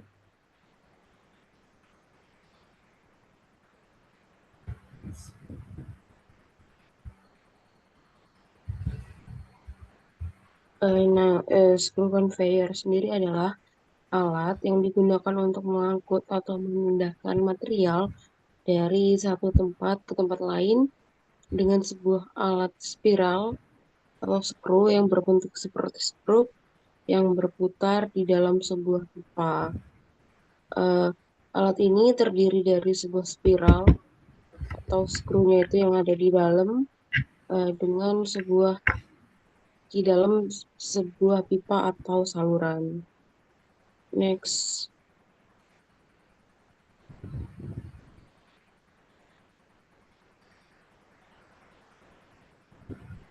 Untuk prinsip kerjanya sendiri, prinsip kerja dari screw conveyor yaitu dengan memutar bagian skru atau spiral yang ada di dalam saluran pipanya untuk mengangkut material secara kontinu dari satu titik ke titik lain dengan memanfaatkan gaya gesek antara material dan dinding saluran pipanya. Dan fungsi utama dari screw conveyor ini yaitu untuk mengangkut material dari satu lokasi ke lokasi yang lain, serta mendukung untuk penyimpanan, pengolahan, penyampuran, dan distribusi bahan. Alat ini memindahkan material dengan stabil, menjadikannya penting dalam industri pupuk ini, termasuk dari pengolahan dan pencampurannya. Material yang dipindahkan sendiri biasanya berupa material padat, semi padat, maupun curah. Next. Baik, untuk selanjutnya akan dilanjutkan oleh teman saya. Baik, alasan pemilihan screw conveyor dalam industri pupuk NPK karena efisien dalam mengangkut pupuk secara cepat dan campuran bahan padat. Dan lebih mencegah tumpahan dan kemampuan untuk mengontrol aliran material. Nah, selanjutnya, beberapa faktor yang mempengaruhi kinerja screw conveyor antara lain jenis material, di mana material yang lebih halus atau ringan dapat dipindahkan lebih mudah dibandingkan dengan material yang lebih berat atau besar. Yang kedua, kapasitas pengangkutan. Kapasitas ditentukan oleh ukuran screw atau diameter pitch, kecepatan putaran, dan sifat material. Kapasitas harus sesuai dengan kebutuhan kerja untuk memastikan aliran material yang tepat dan efisien. Yang ketiga yaitu panjang dan berat, di mana panjang screw conveyor mempengaruhi efisien pemindahan material. Semakin panjang conveyor, semakin banyak resistensi yang dihadapi material, sehingga mempengaruhi kecepatan dan kapasitas pengangkutan. Selanjutnya, sudut kemiringan, di mana sudut kemiringan conveyor juga berpengaruh. Sudut yang terlalu curam dapat mengurangi kapasitas dan menyebabkan material tidak dapat bergerak dengan efisien. Sebaliknya, sudut yang terlalu rendah dapat memerlukan panjang conveyor yang lebih besar. Yang keempat yaitu kecepatan putaran, di mana kecepatan rotasi, kecepatan putaran itu harus disesuaikan dengan jenis material yang diangkut. Kecepatan yang terlalu tinggi dapat menyebabkan material terlempar keluar dari conveyor. Sedangkan kecepatan yang terlalu rendah dapat mengakibatkan akumulasi material di dalam conveyor dan penyesalan.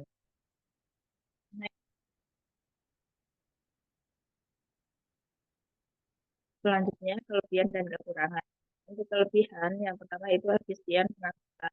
Screw conveyor dirancang untuk mengangkut material dengan cepat dan efisien, meningkatkan produktivitas dalam proses produksi BMK. Yang kedua yaitu desainnya yang tertutup, di mana desain yang tertutup ini mencegah tumpahan material selama pengangkutan, menjaga kebersihan area kerja, dan mengurangi risiko kontaminasi. Yang ketiga yaitu fleksibilitas, di mana screw conveyor dapat dipasang pada berbagai sudut kemiringan dan dalam berbagai konfigurasi, memungkinkan pengguna untuk menyesuaikan sistem pemindahan material sesuai kebutuhan. Selanjutnya, yaitu pengaturan aliran, di mana alat ini memungkinkan pengaturan aliran material yang presisi, sehingga memastikan bahwa bahan baku dan produk akhir dipindahkan dengan stabil dan sesuai dengan kebutuhan konsumsi. Selanjutnya, mudah dipelihara. Dengan desain yang sederhana, conveyor membutuhkan pemeliharaan yang relatif mudah dan mudah dilakukan, memastikan operasi yang efisien dalam jangka panjang. Dan yang terakhir yaitu pengoperasian yang stabil, di mana screw conveyor ini memberikan pengoperasian yang stabil, meminimalkan risiko penyumbatan, dan memastikan material dapat dipindahkan tanpa gangguan. Selanjutnya, kekurangan, di mana yang pertama itu keterbatasan jarak. Screw conveyor memiliki batasan dalam mengangkut material pada jarak yang jauh. Meskipun dapat dioperasikan secara efisien dalam jarak pendek hingga menengah, efisiensi pengangkutan akan menurun seiring dengan bertambahnya jarak. Yang kedua yaitu pengisian yang terbatas. Kapasitas pengisian screw conveyor dapat terbatas, terutama jika material yang diangkut bersifat padat atau berat. Hal ini dapat mempengaruhi laju perpindahan material jika dibandingkan dengan sistem transportasi lain.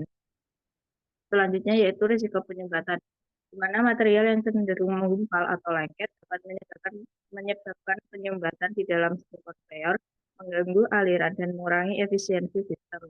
Selanjutnya keausan komponen, di mana screw conveyor terbuat dari material yang tahan korosif, Tetapi seiring waktu, komponen seperti struktur dan dinding saluran dapat mengalami keausan akibat gesekan dengan material yang mengharuskan penggantian atau perawatan berkala.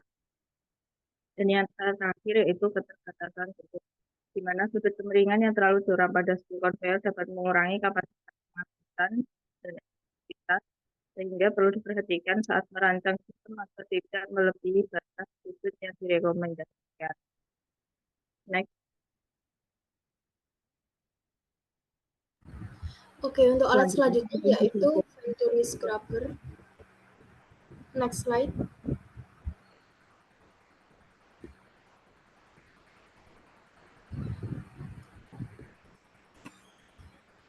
Jadi Venturi Scrubber adalah alat yang digunakan untuk mengendalikan polusi udara dengan cara menghilangkan partikel dan gas berbahaya dari aliran gas buang selama proses produksi pupuk NPK.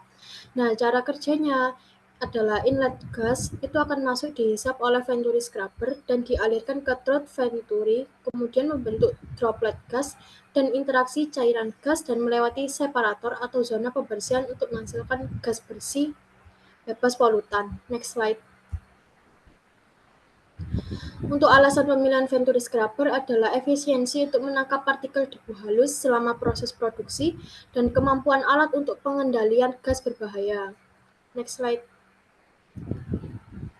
Untuk faktor yang pertama yaitu kecepatan aliran gas. Nah, jika kecepatan aliran gas terlalu rendah, itu dapat menyebabkan reaksi menjadi tidak efisien sehingga menghasilkan produk yang tidak optimal. Kemudian yang kedua ada liquid to gas ratio. Nah, jika rasio ini tidak memadai, kemampuan cairan untuk menangkap kontaminasi dapat berkurang. Nah, rasio yang lebih tinggi dapat meningkatkan interaksi antara cairan dan gas sehingga meningkatkan efisiensi penangkapan kontaminasi dan mengurangi emisi gas berbahaya. Kemudian selanjutnya ada viskositas dan tegangan permukaan cairan scrubbing. Jika aliran cairan terlalu lambat, efisiensi penangkapan kontaminasi dapat menurun sehingga meningkatkan emisi gas berbahaya. Nah, sedangkan tegangan permukaan yang tinggi itu dapat mengurangi kemampuan cairan untuk menyebar dan membentuk tetesan kecil yang dapat menangkap partikel gas. Kemudian untuk kelebihan dan kekurangan, next slide. Kelebihan dan kekurangan yaitu yang pertama desain sederhana. Desain sederhana scrubber itu memudahkan dalam proses pembangunan dan instalasi, dan juga biaya yang dibutuhkan itu cenderung sedikit karena bukan alat yang besar seperti tangki. Kemudian yang kedua itu perawatannya mudah. Venturi Scrubber itu dirancang dengan komponen yang lebih sederhana dan minimalis sehingga memudahkan akses untuk melakukan pemeriksaan dan pemeliharaan rutin. Kemudian yang ketiga ada efektivitas menurunkan gas buang.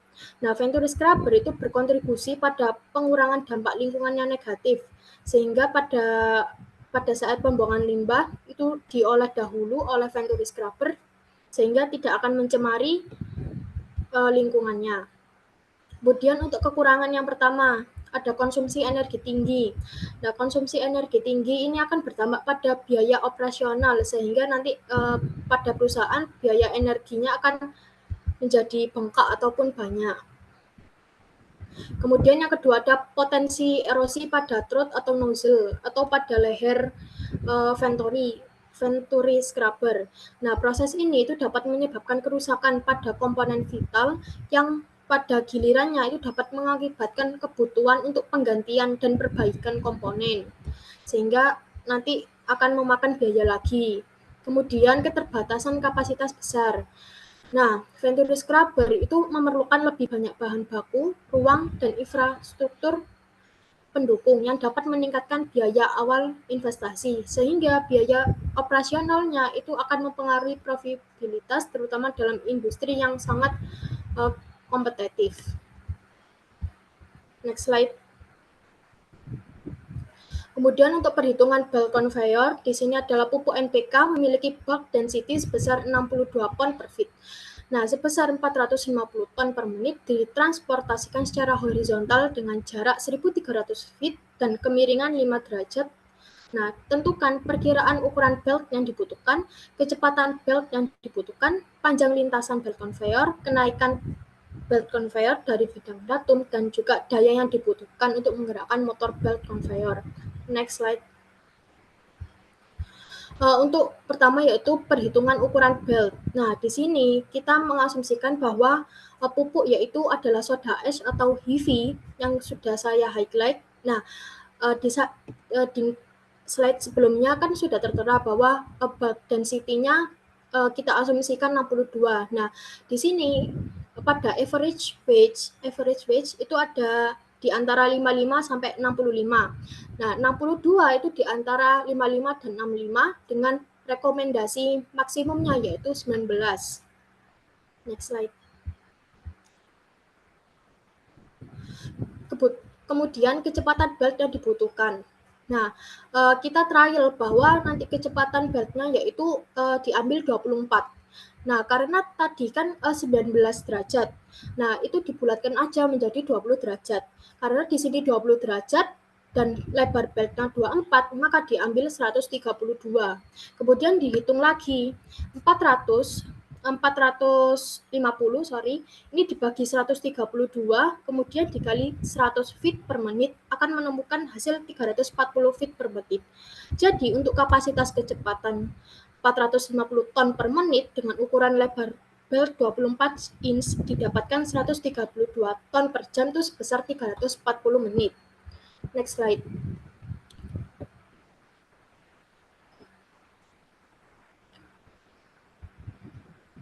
Selanjutnya. Nah, kemudian tadi kan 340. Nah, di sini pada limestone dengan lebar belt 24 di sini kan udah tertera bahwa 350.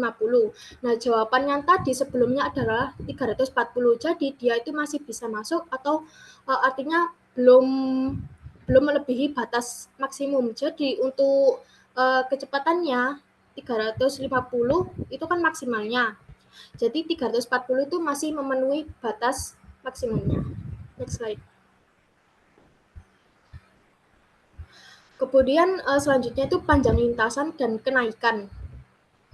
Nah, panjang konveyor itu kan diambil dari ini kan, panjangnya kan 1.300 feet. Nah, 1.300 feet itu dibagi cos 5 derajat. Nah, 5 derajat itu diambil dari kita asumsikan sudut kemiringannya.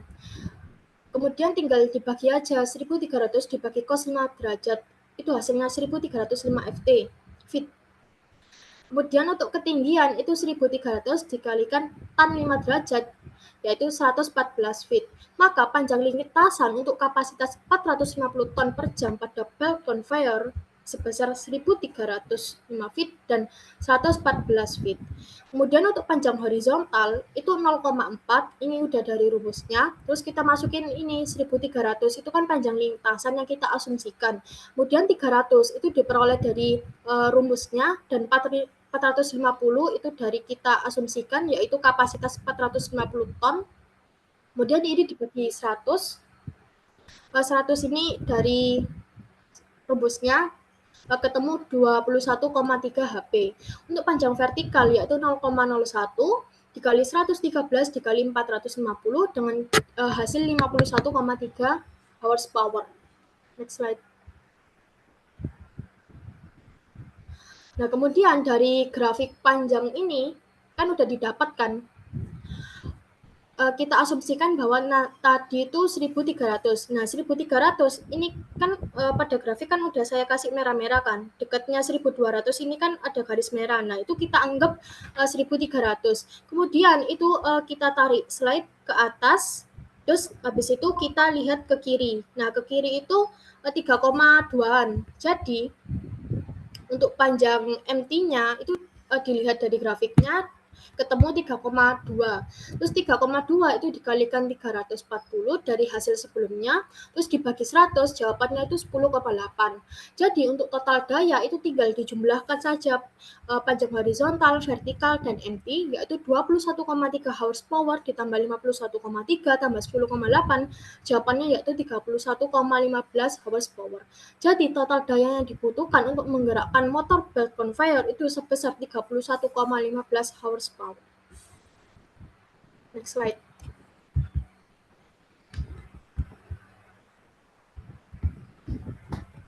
Baiklah, selanjutnya ada analisis vibrating screen atau hasil ayakan pada pupuk NPK, di mana pada vibrating screen ini kita asumsikan penggunaan 10 mesh hingga 24 mesh.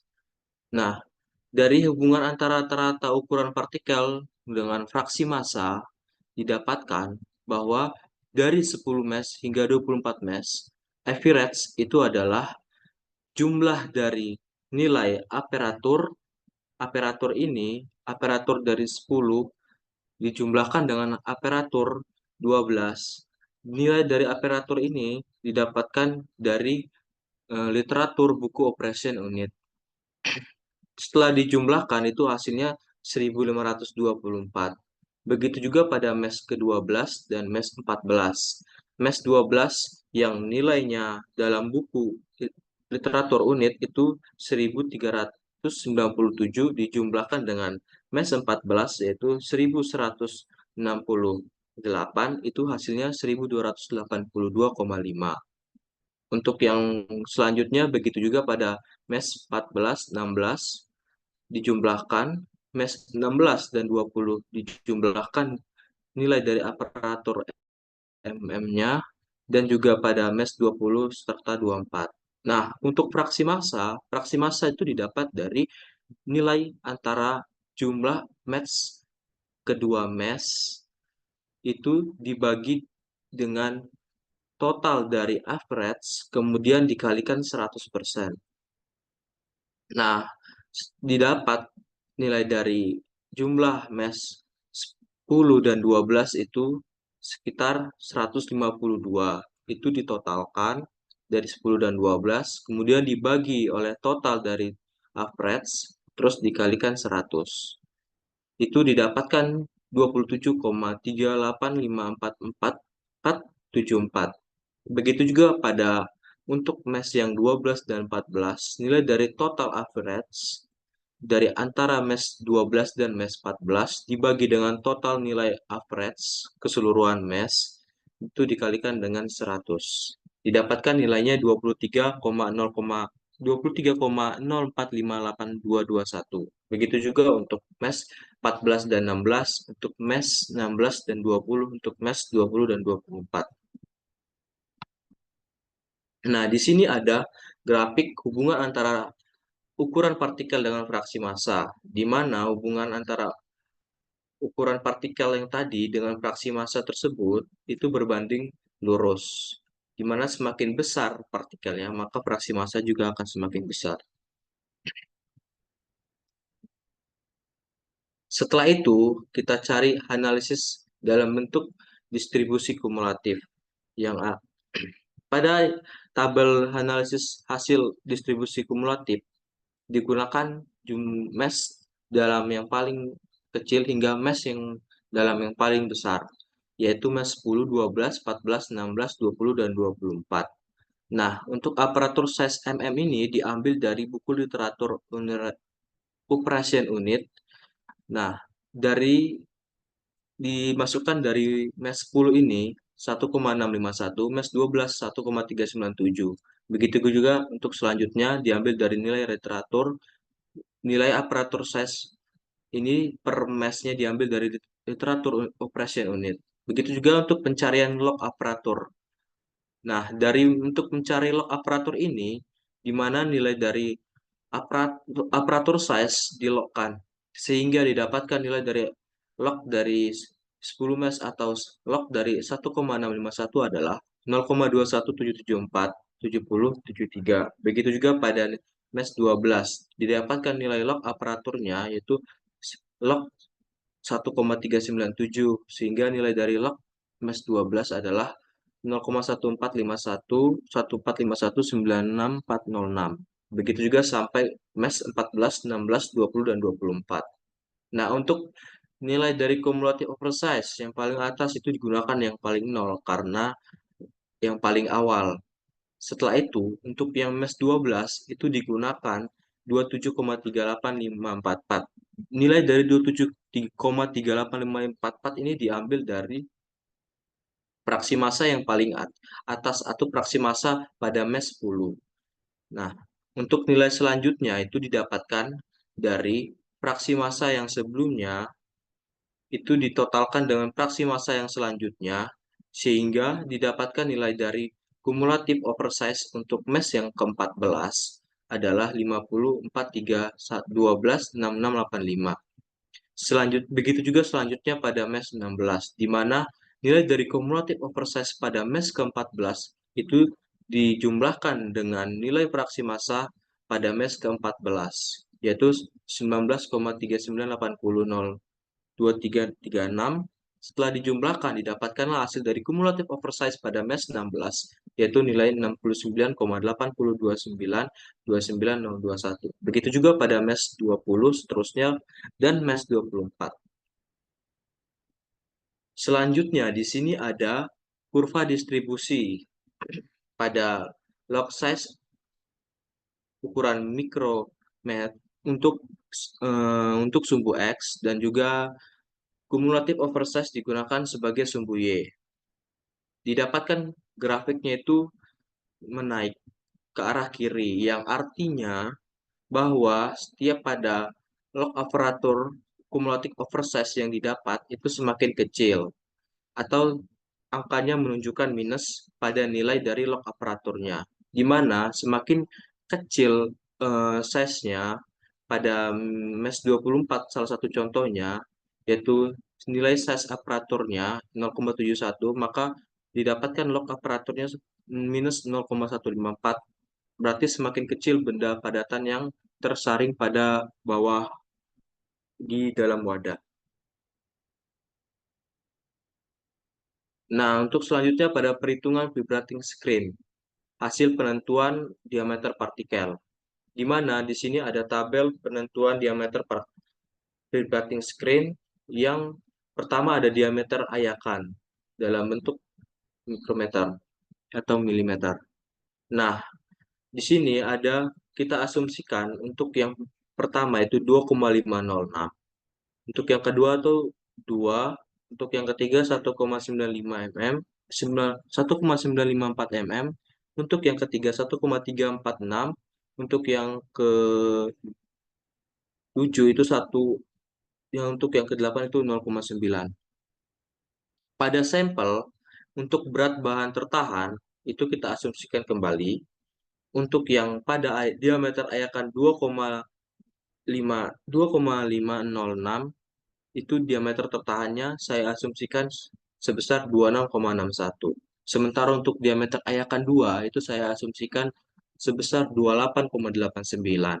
Untuk diameter ayakan ketiga 1,954, saya asumsikan nilainya adalah 37,19. Untuk yang selanjutnya 5,31, untuk yang selanjutnya 0,51, selanjutnya adalah 0,17, selanjutnya adalah 0,01. Pada sampel juga dicari untuk fraksi bahan tertahannya. Bagaimana cara mencari fraksi bahan tertahan? Itu didapatkan dari nilai dari 26,61 dibagikan oleh total dari berat bahan tertahan, yaitu 98,69 dikalikan 100. Didapatkan hasilnya 0,2696328182. Begitu juga pada diameter ayakan yang kedua, pada berat bahan tertahan, yaitu 28,89 dibagikan oleh total dari nilai berat bahan tertahan 98,69, kemudian dikalikan 100, didapatkan hasilnya 0,292734826. Begitu juga untuk pada diameter ayakan 1,94, diameter ayakan 1,346, diameter ayakan yang 1, dan diameter ayakan 0,9. Setelah pada sampel, kita cari pada kumulatif. Untuk berat bahan tertahan, kita asumsikan kembali. Di mana berat bahan tertahan, kita ambil 2,661, 55,5, 92,69, 98, 98,51, 98,68, 98,69. Untuk mencari persen tertahan, itu di mana 26,61 itu dibagikan dengan total berat bahan tertahan pada sampel, kemudian dikalikan 100. Itu hasilnya tetap pada 26,963211816. Begitu juga pada berat tertahan 55,5 yang nilai dari berat tertahan ini didapatkan dari jumlah 26,61 ditambahkan dengan 28,89 sehingga mendapatkan 55,5, di mana untuk mencari persen tertahan pada 55,5 ini, 55,5 ini dibagikan dengan total berat bahan tertahan yaitu 98,69, kemudian dikalikan 100 sehingga didapatkan nilainya adalah 56,23670078. Begitu juga pada berat tertahan kumulatif yang sebesar nilai 92,69, yaitu nilai dari 55,5 ditambah dengan 37,19 didapatkan nilainya adalah 92,69. Untuk mendapatkan nilai persen tertahan dari 92,69 ini didapatkan dari 92,69 dibagikan total berat tertahan yaitu 98,69 kemudian dikalikan 100 dan didapatkan hasilnya adalah 93,92035667. Begitu juga pada berat tertahan 98, 98,51, 98,68, dan 98,69. Untuk mencari berat bahan yang lolos, di mana paling atas itu dicari dengan menggunakan berat bahan tertahan itu dikurangi berat bahan total, berat bahan tertahan total, sehingga didapatkan nilainya adalah 72,080. Begitu juga pada 43 didapatkan dari 98,69 atau berat bahan tertahan total dikurangin oleh 28,89 sehingga didapatkan nilainya adalah 43,190. Begitu juga untuk berat bahan lolos yang selanjutnya. Kemudian pada persen lolos ini didapatkan dari nilai angka persen berat bahan lolos dibagikan oleh 98,69 kemudian dikalikan 100. Itu nilainya adalah 73,037. Begitu juga pada persen lolos yang selanjutnya didapatkan 43,736, 6,0806, 0,699, 0,182, 0,010, 0,000. Di sini ada grafik dari hasil analisis diameter ayakannya. Di mana pada grafik yang kita dapatkan tadi, eh, eh,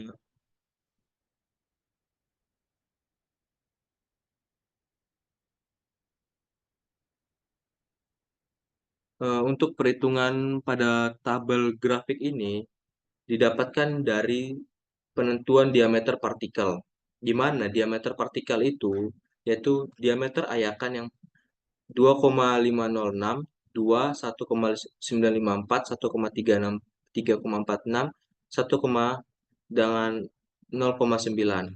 Nah, dari diameter ayakan ini dicari fraksi bahan tertahannya. Fraksi bahan tertahannya ini sudah didapatkan, yaitu per setiap diameter ayakan telah didapatkan sehingga total dari fraksi bahan tertahannya adalah 1. Setelah ditotal, didapatkan antara grafik fraksi bahan tertahan dengan diameter ayakan untuk menentukan diameter partikel. Dari gambar didapatkan grafik tersebut naik ke atas sehingga turun ke bawah. Di titik paling atas adalah titik angka yaitu ukuran partikel yang paling besar yaitu 1,94 atau kita bulatin 2. Nah, untuk kisaran partikel yang terletak pada itu ada sekitar dari 2,56 yaitu titik yang paling akhir sampai dengan 2. Kenapa diambil 2? Karena 2 ini mendekati titik paling atas. Setelah itu, untuk diameter berarti didapatkan diameter yang paling bawah atau wadah paling bawah yang mesh paling akhir itu terletak di antara ukuran 2 kurang dari 2,56 lebih dari 2. Sehingga didapatkan ukuran partikelnya di antara kurang dari 2,56 dan lebih dari 2.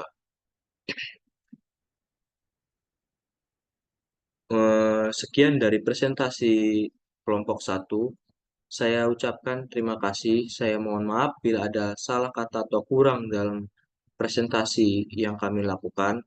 Kami dari kelompok 1 mengucapkan mohon maaf yang sebesar-besarnya. Terima kasih.